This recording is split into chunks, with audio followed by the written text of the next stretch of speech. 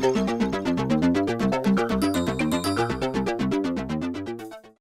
you very much. We appreciate everybody for being here. It's a historic day for American steel, and most importantly, for American steel workers. For decades, America has lost our jobs and our factories to unfair foreign trade, and one steel mill after another has been shut down, abandoned, and closed, and we're going to reverse that. As I traveled the country, I saw the shuttered factories and the shuttered dreams, and I pledged that I would take action. I think it's probably one of the primary reasons I'm sitting here today as president. Today, I'm directing the Department of Commerce to immediately prioritize the investigation that began into foreign steel arriving into our markets, and to submit a report on the effects of these foreign steel products on the national security of the United States. It's not just the pricing, it's not just employment, it also has to do with the national security of our country.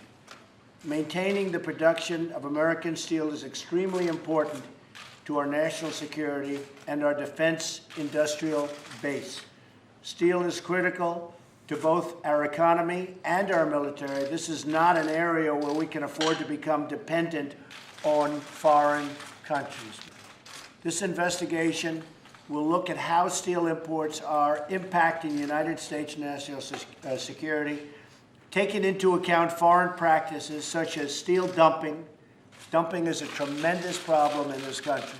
I wasn't going to do this, but I was in Wisconsin the other day, and I want to end and add by saying that Canada, what they've done to our dairy farm workers is a disgrace. It's a disgrace. But what happened to our dairy farmers in Wisconsin and New York State, we're not going to let it happen.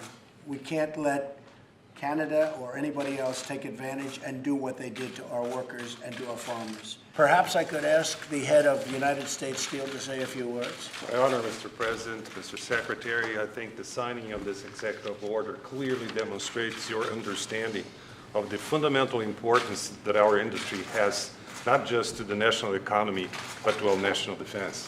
I would just like to thank you, Mr. President, and Secretary Ross, for this action to protect not only our industries, our employees, but frankly, our country. So thank you for this bold move. Thank you very much. Mr. President, on behalf of the workers in the industry, President of the Steelworkers Union, I have worked a long time with Wilbur, and we've been fighting this unfair trade for more than 30 years. Hopefully this executive order will give us the tools we need to grow our companies back and put people back to work.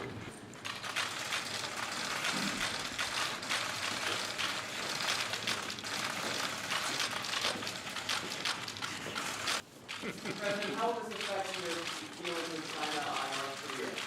Are you concerned that this will affect that at all? Thank you. This has nothing to do with China. This has to do with worldwide, what's happening. The dumping problem is a worldwide problem. Thank you.